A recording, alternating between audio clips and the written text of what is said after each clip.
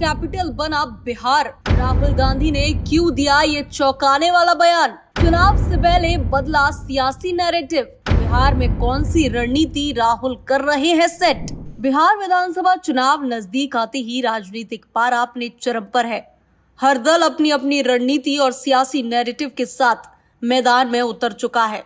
इसी क्रम में कांग्रेस नेता और लोकसभा में विपक्ष के नेता राहुल गांधी ने नालंदा के राजगीर में आयोजित संविधान सुरक्षा सम्मेलन में जो बातें कही, उसने बिहार की सियासत में एक नया मोर्चा खोल दिया है। राहुल गांधी ने मंच से सीधा आरोप लगाया कि बीजेपी और मुख्यमंत्री नीतीश कुमार ने बिहार को भारत का क्राइम कैपिटल बना दिया है।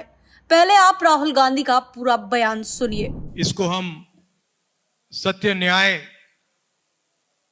और अहिंसा की जमीन कह सकते हैं। बिहार को कह सकते हैं ना। और नया डेफिनेशन दिया है 21वीं सदी का।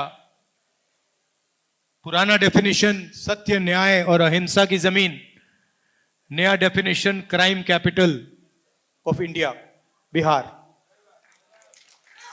तो देखिए कहां से कहां पहुंच गए आप लोग।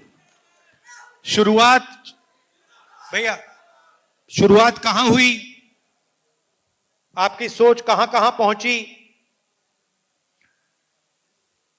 आजकल जापान की बात होती है, कोरिया की बात होती है, चाइना की बात होती है, वियतनाम की बात होती है, मगर उनका जो सोचने का आर्किटेक्चर है वो कहां से आया? वो आप लोगों ने दिया। यहां से, बिहार से सोच गई थी। Tibet, Sri Lanka, Vietnam, Korea, Japan, China. तो ये है बिहार का मतलब, ये है सत्य, न्याय और अहिंसा का मतलब, का इफेक्ट। और आज ये सब भूल गए आपकी सरकार, आप लोग नहीं। आपकी सरकार ये सब भूल गई और बड़े शब्दों में बिहार को क्राइम कैपिटल बना दिया।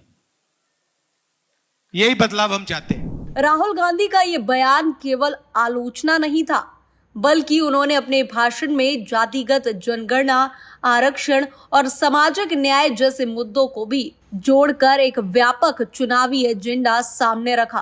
राहुल गांधी ने बीजेपी और नीतीश कुमार को सिर्फ बिहार को क्राइम कैपिटल बताकर नहीं घेरा, बल्कि उन्होंने साथ ही ये भी आरोप लगाए कि मोदी सरकार असली जातिगत जनगणना कभी नहीं करवाएगी, क्योंकि उससे उनकी सत्ता की बुनियाद हिल जाएगी। राहुल का दावा है कि अगर कांग्रेस सत्ता में आती है तो सबसे पहले बिहार से 50% आरक्षण की सीमा को तोड़ा जाएगा और हकदारों को उनका पूरा हक दिया जाएगा। बिहार में ये बयान उस समय आया है जब नीतीश कुमार की छवि लगातार कमजोर हो रही है। बीजेपी अपनी जमीन बचाने के लिए जूझ रही है और महागठबंधन भी अपनी विश्वसनीयता फिर से हासिल करने की कोशिश में है। ऐसे में राहुल गांधी का यह हमला न केवल नीतीश कुमार बल्कि बीजेपी की साझा रणनीति पर भी करारा प्रहार है। बिहार जैसे राजनीतिक रूप से सजग राज्य में जातिगत गणना, आरक्षण और कानून व्यवस्था जैसे मुद्दे चुनावी दिशा तय कर सकते हैं। राहुल गांधी ने स्पष्ट संकेत दे दिया है कि आगामी चुनाव केवल सत्ता की लड़ाई नहीं, बल्कि संविधान, अधिकार और पहचान की लड़ाई होगी और इसकी शुरुआत बिहार की पवित्र भूमि से होगी। अब सवाल यह है कि क्या राहुल गांधी का ये नैरेटिव वोटरों को प्रभावित कर पाएगा? क्या बिहार की जनता क्राइम कैपिटल की छवि को बदलने के लिए नए नेतृत्व की ओर देखेगी, या फिर एक बार फिर पुरानी समीकरण ही चुनावी नतीजों का फैसला करेंगे? लेकिन एक बात तय है, राहुल गांधी ने इस भाषण से बिहार चुनाव की लड़ाई को विकास बनाम अपराध, आरक्षण बनाम छलावा और संविधान बनाम सत्ता की परिभाषा दे दी है।